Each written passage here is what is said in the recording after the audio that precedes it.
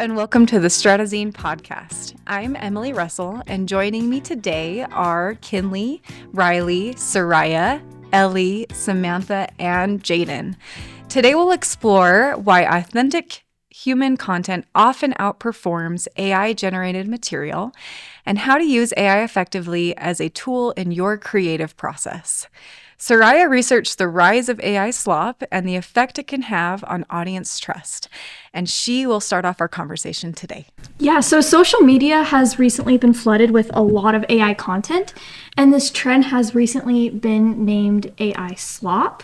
So I wanted to dive a little bit deep into what exactly that means. The rise of AI slop and the Trust Plateau. Social media is becoming flooded with AI-generated content, and because AI tools can create images, videos, and captions almost instantly, brands are posting more content than ever. But engagement on a lot of corporate content is actually dropping. One reason is something people online have started calling AI slop. AI slop is a term used to describe large amounts of low-quality or repetitive AI-generated content that gets mass-produced and pushed onto platforms. It often looks polished, but it tends to feel generic or meaningless, kind of like these posts that you're seeing here. There's a lot of content on social media of, videos of babies dancing or animals traveling or talking that clearly aren't real, but they are just flooding everyone's pages. And some brands actually prioritize quantity over originality, and so as a result, feeds become full of similar looking posts that don't provide much value to viewers. So what's the problem? The trust plateau. Because people see so much automated content now, many users have become better at recognizing when something feels artificial or fake. And researchers in marketing analysis have noticed that even though brands are producing more digital content, audience trust and engagement aren't always increasing. This creates what some call a trust plateau, where simply posting more content doesn't lead to stronger audience relationships. Zhao, who's a professor of marketing at the University of Florida, said when the AI content is middling, it actually harms both consumers and professionals by making it harder to find content worth consuming. So why imperfect content wins? Creators who post raw or imperfect content are often seeing higher engagement. Things like behind-the-scenes clips, unscripted reactions, or videos filmed casually on a phone can feel more authentic. And these imperfections signal that a real person is behind the content. In an environment filled with highly polished AI material, those human moments can stand out and make audiences more likely to stop scrolling. So we can see on this graph that clearly, even though AI-generated content is being produced a lot more, people prefer to have human interactions. So what's the key takeaway? AI-generated content will continue to grow. Authenticity becomes more valuable, and the creators and brands that stand out will likely be the ones that still feel human and genuine rather than overly automated or generated. And here are my sources.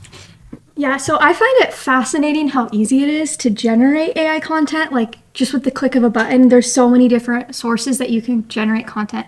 So I was kind of wondering, do you guys feel like there's been an increase in AI content lately? And do you think that businesses in professional settings should stick to the more human content instead? I think that's a great question, and I do feel like more AI content is being produced and put out there. And I feel like especially like your animal examples that you put in your video are like a good example of this AI content that's kind of like sloppy and just like not really meaningful. Because I feel like the first time it was put out, it was funny and everyone was like, what is this? Where'd it come from? But then people kept posting it and like weren't giving it a break. And so now it's just becoming unmeaningful and less engaging, I feel like. Oh, definitely. And like, I'm only on LinkedIn. I've deleted all my other social media apps. And so it's interesting to see how, because you talked about like how businesses should stick with human content. It's interesting how even the algorithm now on LinkedIn is like pushing away from AI content. If there's anything there, like there was one person I ended up following and I didn't see his post for like weeks because he didn't use AI. He just copied and pasted from a different like thing that he was using in order to be able to write it and draft it out. But that was a detection. And so if you use it as a business, like there are more quote unquote, I guess, safety rails in order to be able to prevent that. So we are getting more authentic things. So it's a good resource, I feel like, in order to be able to flush things out. But there are more detections now than ever before. Yeah, I definitely agree. I think that something I've noticed, especially actually the other day, I was like scrolling and I was kind of more paying attention to see what AI would pop up. and it like watched one AI video. And then I like scrolled, and the next one was like, okay, I don't know if this is AI, but I feel it is. And then I was like going through the comments, seeing what people were saying, and like it was like 10 videos in a row, and every single one was like AI, and the people in the comments were like, this is so fake, like this is like, and then people were like hating on all of it. So I feel like it's just completely taking over everything, but it's like it's there so much that we're kind of like, okay, like I'm kind of over it, right? Like same saying, like distance makes the heart grow fonder. Like if you see it every now and then, you're fine. But when it's constantly pushed in your face, it just doesn't feel real or authentic. 100%. I agree. Okay, thank you so much, Soraya. Our next topic focuses on employee-generated content and why content created by employees is outperforming traditional approaches. Ellie, can you share with us what you researched? Yeah, I'd love to. Thanks, Emily. So today I wanted to go over the EGC concept. And so we're going to watch my video and kind of learn a little bit more about what this is and why it's increasing engagement more than the AI posts. Today, I want to talk about the human-made premium, how content featuring real employees is gaining more engagement than polished AI posts. Rishi Mathur is a content marketing copywriter, and she taught us about the concept of EGC, which is employee-generated content. This is content specifically made by employees, which includes behind-the-scenes company cultures, workplace experiences, and employee insights and perspectives. Some of the benefits of this content is that it builds trust, improves brand reputation, and increases engagement. Single Grain Marketing Agency said that companies share that EGC report 27% higher online engagement rates. An example of this type of content is Crumble. Hi guys, my name is Erin. I'm super excited to talk to you guys about our Brookie cookie that is out this week. Our Brookie cookie originally... This is a great example of EGC, and here are my sources. So from my studies, I was able to look at another way of authentic content through EGC, and it really opened my eyes to how it can increase engagement. But why do you guys think having employee-generated content helps increase that engagement? My first thought is like the staple baddie, like, you know, at the end of January where she just started posting about like what everything that Staples does and using their products and everything like that. And all of a sudden, like Staples just got a huge surge of like, whoa, like Staples exists and we don't have to go to Hobby Lobby or other competitors, right? And so it just brings a little bit more of a authentic sort of thing. Another one I like to think of is the McDonald's CEO one that's been going around, right? And then all the other like CEOs like trying their products. And so like they're still technically employees, right? And they don't typically aren't on the social media, but it's gotten a lot of like traction and everything. I think because there's a face that we don't usually see, it's more trusting. Yeah, in addition to that, I think for me at least, EGC has a lot more credibility than if it were just some AI post. Because people actually planning out and trying to make a video, they're putting in the effort to make a video, and that with that comes just a lot more trust, authenticity, and then credibility. I think it also humanizes the brand too, right? It helps us have a connection with who actually works for this brand. It's not just an advertisement or advertisements or whatever. I think you brought up Crumble, right? Do you guys remember when Crumble retired a cookie a few years ago? Well, they retire cookies all the time, but they then had a funeral for that cookie on Instagram, and they live streamed the funeral. Do you remember that? Did you see that? I don't remember that one. It was interesting though, because people, are upset about the cookie being retired, but because the employees, the creators came online and made those videos, people were okay with it. They were okay that they retired the cookie. They were going to go through the 5 stages of grief. Yeah. You know? Yeah. We just skipped to the end, right? Yeah, exactly. So I think it does. It humanizes the brand. It helps us have a connection with the brand, and which then leads to trust. Yeah, I agree. I love the comment that both of you made on trust, and I feel like when I see a company or a brand creating their own content, I'm naturally like, oh, okay, they put in the work, like this is something that actually has meaning behind it for them. And so for me, I'm more likely to want to purchase whatever it is they're selling rather than I see AI, I'm like, oh, they just threw that into chat and just released it as their own, which takes all of 5 seconds rather than, the creativity of brainstorming and actually filming and then releasing it to the public. So I think I trust a brand more if I know that they've put in the work to advertise. I love that. Mm-hmm. Yeah, I totally agree with that. I think that naturally we want to reward effort And so if we see people putting effort into it, or I think also it shows that like at like a lot of the employee generated content I see, like they're happy and they're having a good time, and you're just like attracted to that. I don't know. Sure. Okay, thank you so much, Ellie. Our next topic will focus on vulnerability and how it shapes trust and connection with an audience. Samantha, what did you discover? Thanks, Emily. So I was focusing on, again, vulnerability and AI and how humans react better to emotions than, I guess we can say AI slop now, right? And so my video will discuss this a little bit more. My topic today is vulnerability versus AI. We are in a moment where anyone can generate content instantaneously, but generating trust is a different thing entirely. The most important thing a creator can bring to their audience is not a perfect post, but a real one.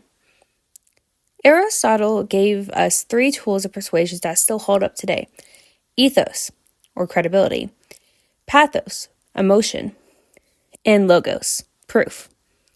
Ethos is built through real mistakes and real growth. AI has none of that history.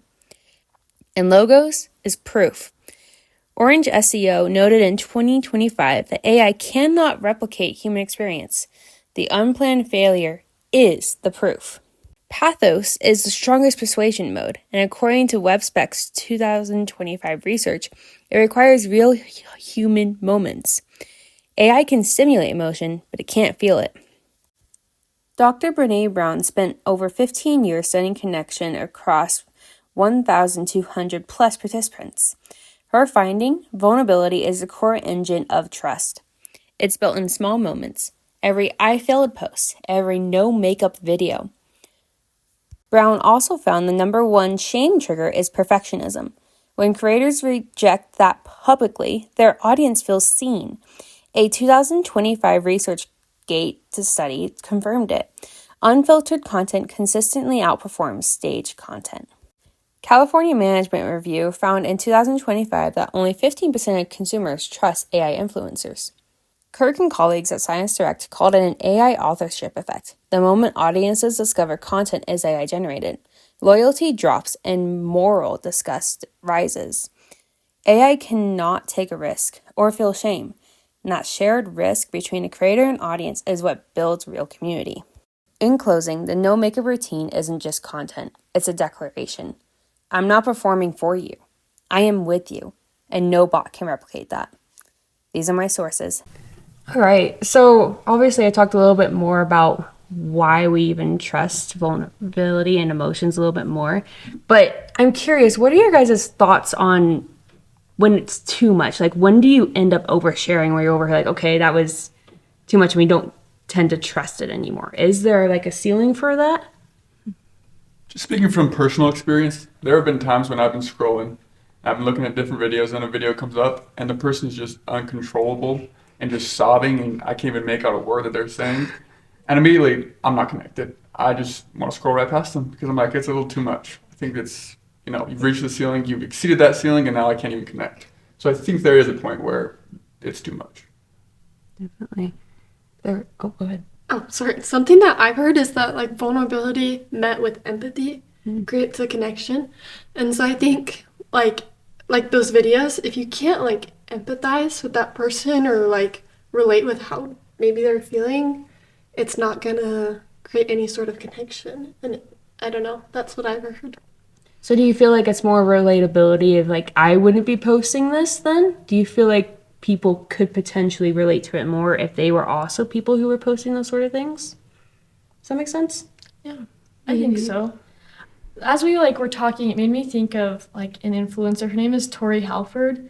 I don't know, some of you might know her, and she is very just transparent on social media, and she shared a lot about her infertility journey, which is something huge to talk about over social media, but she doesn't do it in a way of pity. She does it in a way of I want to strengthen other people that are going through this.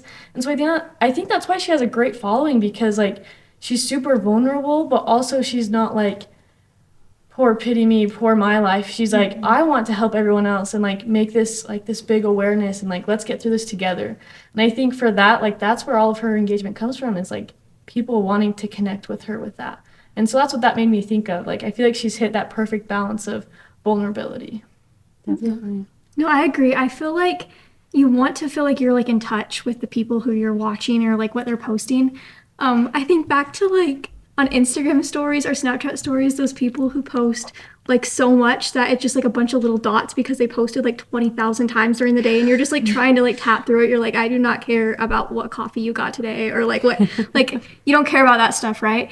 And so I think that when they post content that's actually relatable and something that like someone can like actually feel and empathize with, it makes it so much easier to like engage and actually feel for them compared to like what you're saying, like when people are just posting to post or like for pity. Yeah. I think there's a beauty in being vulnerable, but I think going back to Jaden's point of like when you're uncontrollable, it's like what can I even do for you? Like I don't even know how to react when I see something like that. And to Ellie's point about Tori, I feel like she does a good job at putting enough out there that there is like that awareness, but she doesn't make it her whole personality and pour me. And I think part of the reason that we're here on earth and to gain experiences, I think, is to help other people. And so for Tori, I know that she's reaching so many women that are like, I'm all alone in this, while other women are announcing their third, fourth, fifth pregnancies. And so I know for her, and even for me, I'm not married, like I haven't like started a family, but for me, I'm like, oh, like that's a very real possibility that I could experience the same thing. And so I think she relates to more people than just 25-year-old women that are trying to have a family, right? It applies to the rest of us that either have struggled with it before or could possibly in the future. So I think, yeah, there's a beauty in that. Thank you guys all so much for your comments. I think we can learn a lot about not oversharing, right? But being able to know like you're not alone in certain things, like that building that level of trust is so important. I think that's why human experiences and vulnerability will always win out. And eventually, it more than likely is, there's AI already trying to replicate this, but we can tell it's fake because they don't have, like I mentioned before in my video, they don't have that experience previously. So thank you for all your comments. Yeah, that is a really important discussion for what we're talking about today because vulnerability is very important when it comes to connection and content. So thank you, Samantha, and thank you for all your comments as well. This leads us to our next topic that we will be discussing, and Riley is going to share with us how we're seeing the death of scripted material on social media. So social media, I feel like used to always be about like the perfectly polished, perfectly edited content, but now we're starting to see a shift, right? People aren't connecting with perfection anymore.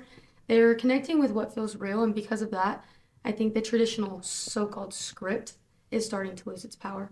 So I'll just play my video. The death of the script, realistic over perfection. What if the content people connect with the most isn't the most polished, but the least scripted? For a long time, social media rewarded content that was perfectly planned, perfectly edited, basically perfect, but now that's not really what's working anymore. We're seeing a shift toward content that feels a lot more real, less produced, less filtered, and a lot more human. Think about the last video you actually watched all the way through.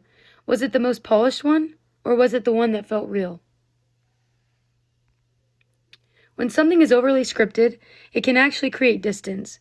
It starts to feel less like a conversation and more like you're being talked at. There's even an influencer, Realness, who exposed this by posting Instagram versus reality photos, showing that what looks perfect online is usually posed, edited, and carefully chosen. And honestly, I think those comparisons are kind of fun to see because they give those perfectly posed moments a sense of personality. They remind us there's a real person behind the image, and that's exactly why people are starting to trust more unfiltered content instead. According to Edelman's Trust Barometer, over 80% of people say trust is a deciding factor in what content they engage with. And Nielsen reported that over 90% of people trust content from individuals more than from brands. When content is unfiltered, even a little messy, it feels human, and that's what makes people stop scrolling and actually stay. And research from Pew shows that people are increasingly drawn to content that feels personal and relatable. So, what's next? Maybe it's not better content, maybe it's more honest content. So, I think people can tell when something is overly curated or written out, and ironically, the more perfect sounding it is, the less trustworthy it can feel. And so the unfiltered, in the moment style is what makes people stop scrolling and actually engage and watch your content. So my question for you guys is, do you think audiences can tell immediately when something is scripted versus genuine? And does that affect whether people engage and or trust it? I think it's an interesting thing to be talking about, especially like as we are doing this podcast right now, because we do have scripts on our computers. Like, let's not lie about that's why we have it, right? But with our questions and our responses is when we're being a little bit more, authentic and real, and that's where we're connecting. And I just feel like we are having more of a conversation. So when that's put online and everything like that, again, it feels more like there's a connection. Like, I can actually comment on this because I relate to it, kind of going back to what we've said before. But I mean, it's nice to have a script to know where you're going and have like a storyboard, an idea, but then also having that unfilteredness and being genuine about your experience. It just brings a lot more trust. Like, I trust you guys because I know you're not just reading from a script after I say something. So that's nice. But yeah. Yeah, I love that. I do believe that there's also a correlation between the amount of AI videos or AI content out there and then our awareness to that. I think we as a people are getting a lot better at noticing whether or not it's AI. And although AI may be getting better as well, we're also keeping up with that. So we can definitely tell when it's real and when it's not. And the real stuff does connect with us way better.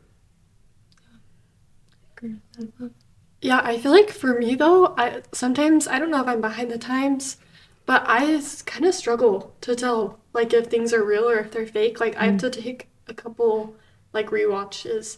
And so for me, I really appreciate when something is real or when it's not like AI curated, because like I have trust issues now online because I don't know what's real, what's fake. And so it's like when something is real, it's like a breath of fresh air. It's like, oh, okay, thank you. Yeah. Yeah. And I don't think you're the only one that struggles with that. I do too. And I'll be like, oh, look at this cool video. My brother's like, that's AI, And I feel like some people in the rest of the world too struggle with that, because there's even like an AI influencer girl, and she like offers all this advice, and it's really beautiful and profound and things that we'd want to hear. But when people found out, I was reading the comments, they were like, oh, I don't want to watch this anymore. And I'm like, well, what's the difference, right? It's the same advice, whether a human's giving it or this AI bot gal is giving it. And I think the one thing that's different is she's not human, right? She doesn't have that human experience. Kind of like what I was saying earlier. I think the main reason we're here on Earth is to gain experience, right? And I think that's something that AI can duplicate and replicate a lot of things, but AI will never be able to replicate human emotion and human experience. So I agree with that. I struggle also. Thank you so much. Yeah, great comments. Okay, the next discussion is going to be led by Kinley, and she's going to teach us how we can use AI responsibly as a tool. Yeah, thanks, Emily. We've talked a lot about like the negative side effects of AI, but I kind of want to focus on ways that we can intentionally use it. AI is a powerful tool that can be used for either good or bad, so we're going to talk about the best practices for AI. The article Ethics of Artificial Intelligence, published by Thomson Reuters, states that many professionals approach AI warily because of regulatory challenges or lack of regulation. This makes complete sense because lack of regulation can cause lots of problems. These include ethical concerns, which dissolve trust and really damage the brand or image of a company. So let's look at some of the solutions that people are brainstorming. In the same article from Thomson Reuters, they offer some solutions, and both have to do with transparency. They suggest that companies mandate a watermark or logo on anything that is AI output so that people are aware that it was made by AI. They also suggest that we require companies to make it known anytime a customer is interacting with AI. These solutions help people to use AI and keep the trust. Also, super cool, people have already started making these changes. St. John's University created a policy that limits dependence on AI and protects the human touch. Thomson Reuters also informs us that Colorado has already enacted AI laws at a state level. These regulate the development of AI. So with these rules and regulations, AI is on its way to become a tool for good. So I'm just curious, do you think that some of these rules or regulations will help to limit some of these negative side effects of AI? I definitely think that it can kind of like ease the blow of AI because I feel like no matter what, there's going to be this negative like stigma towards AI. I think for a while because it's something new, like it's still emerging, it's still like growing. And so I think there's always going to be this side of people that are always going to hate AI and this side of people that are going to always love it and then the people that are indifferent. But I do feel like the rules and regulations really help kind of make things a little bit more clear and transparent like you were talking about, which like even if like something was made with AI, being transparent about it or people are going to be a little bit more cool about it rather than trying to be on this whole investigative side of like, is this AI or is it not, you know? Mm-hmm. So I was talking to Emily the other day actually about how just the evolution of things, right? And not to say that she's a little bit older than us, but she was there, like through WhatsApp and stuff like that, or MySpace, right? And so, and she's kind of seen the generation of like, okay, there's social media and it was like brand new, and now we kind of have AI and it's brand new, but now social media is like super common. Mm-hmm. So I feel like it's definitely going to get pushed more towards like, this is just a thing that we have now. Oh yeah, there's laws that just happened. Well, didn't, all the other 50 states trying to get it? Well, why are they taking so long to get there? So also shout out to Colorado because I'm from there. So that's kind of a cool thing, a little flex I can have now. So thanks for sharing that. Appreciate it. From the ball. I think it's so important that we be transparent with this, right? Just as you said, that word transparency is really important to have because a situation that I've been thinking about is when Adobe released a new program a few years ago, 2024, and they had AI generated ads to promote the new program, and AI was not disclosed in those ads, which made the audience, especially a bunch of designers that use Adobe, very offended and mad. And so if we aren't transparent about it, it can lead to that, right? It can lead to the audience feeling upset. It can lead to trust being lost. And instead, just disclosing it, kind of like what you're saying, Ellie, right? Disclosing it is what we need to do from this point forward. So I think it's like the saying, it's like give credit where credit's due. Like even though like AI is just like a robot or a computer, like we still need to give credit where credit's due because it's not our own. Definitely. Okay, thank you so much. And thank you, Kinley. It's really important to understand how we make our content, right? And to make sure that it is connecting to humans. All right, Jaden will lead us in our last discussion today on how we can use AI as a tool to help us become more authentic and genuine. Thanks, Emily. As my team has covered so well, AI is taking over. Yet we see that it is not outperforming the genuine connection that comes from human interaction. I had the privilege to look into how we can use AI as a tool to do the grunt work while we focus on sharing what makes humankind irreplaceable. AI is a tool and should be looked at as a tool. It is changing the game. If it was a chef, it would no doubt be Remy from Ratatouille because it is cooking up. And we're going to dive headfirst into how we can use it as a tool. AI should be a stepping stone and not a stumbling block. That's important to remember. What are some ways that you can use AI in content creation? Well, you can use it to generate prompts, to help respond to some emails, to review and edit your posts, verify information. All of these ideas were found through research from Forbes.com, FindYourInfluence.com, and Reddit.com. People crave authenticity and human connection. So adjust the tone whenever you use AI. Add your personality and voice. Use whatever comes natural. And make sure to break up long sentences or paragraphs. What are the benefits of increasing authenticity? Well, you'll get higher engagement overall, increased SEO or search engine optimization value, and you'll maintain the interest of those watching. You'll be able to connect with your audience. These again are the sources. Discussion today, it's clear to see the importance of using AI in the correct way so that it doesn't reduce the powerful effects we as humans have. How do you guys think AI should be used ethically in our lives? I think one of the biggest things to think about is, for example, when like Chat GPT and stuff came out, I remember I was like, I'm never going to use this. Like, I'm gonna be authentic. Like, and then, professors are having us like have assignments where we use it, or it's super easy to look up a question really quick when you're stressed for time. And I realized the more I used it, the like less creative I became. Like I like became kind of lazy. Like I was like, okay, well I could do this work, or I could just, type it really quick into like my bestie and like they'll tell me what to do. And so I think that it's really important that we use it only to help inspire ideas and to promote that creativity instead of diminishing it. Because I think that's happened a lot, and I've seen it around like everyone, like just in general, like putting effort, like even with the post, right? People just, instead of putting time and effort into something, they just put a video out that's AI and they're like, that's good.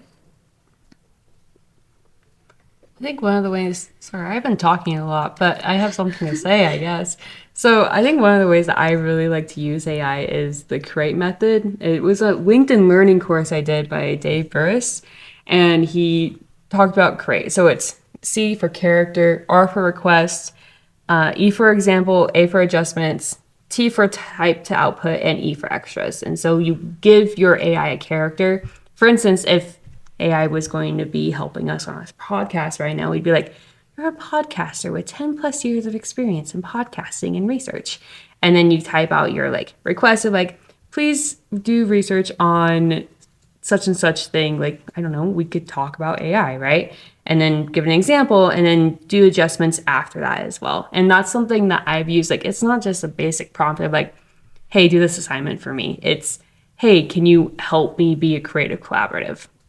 And I don't know, that's how I've used it a lot. And I always end up adding my own voice to it and everything. And it's really just like talking back and forth. Is this a good idea? Or is this like, what is wrong with my idea? Where am I missing? What are some plot points that I'm not getting filled out? And it's been a great tool for me. And so I can even put in like, hey, you're a BYUI student and these, and so it works out. That's how I use it all the time. Unless obviously I'm in a class that is regulating against that. So don't worry, Emily, I haven't forgotten you that you're here. So yeah, I feel like the big thing is like, is AI working for you or are you working alongside like the AI? Like I saw something that was super cool while I was doing my research, and it said that they use AI to do all the repetitive, like the stuff that you have to do that like it's not really meaningful. It's just like crunching numbers or like doing those things, and then it actually frees up time for you to have those moments of creativity and to have more time to think and come up with greater ideas and advance like your company or your work. And so I think it's just using it as a tool, not letting it think for you. But I think creativity should be kept for us. Amen. Mm-hmm. Yeah, I think it's absolutely crucial to remember that we should be the one calling the shots. We should be the one in the driver's seat and have AI take a passenger seat. It can help us, it can aid us along the way, but we're the ones ultimately creating, because that's what we're here for. I kind of wanted to add too, I was just thinking about this, like AI can still be fun for like a bunch of other things too, right? Like some people just like want to, be like, oh, can you generate a picture of like a dolphin, I don't know, jumping over like a highway, like, just like something crazy. And so you can utilize it for just fun as long as you're being ethically responsible when it comes to actual content and work. One of my like favorite memes is like this video, and it's like a person like, and she's like getting married, and there's a robot that walks past her, and it's like POV AI watching me marry the guy it told me to leave 5 times. And I like, it's so funny to me because like, but I think it's also, that's just a good reminder too, to not fully rely on AI to be like a person or to connect with someone or to be our only outlet, because we're human and we're meant to connect with other humans. And so when we have that moderation, we can utilize AI for the good, but then also make sure that we're still maintaining our creativity and, maintaining those human connections. Absolutely. I think we have to be careful with it, right? Just like every other advancement that we've had in the last however long, right? Okay, Great. Thank you so much. And thank you for all your comments. I've loved this discussion, and that is going to be our wrap for today. So thank you so much for joining us for this edition of Stratazine. Make sure to check out additional podcasts on digital and social media on our YouTube channel. Thank you.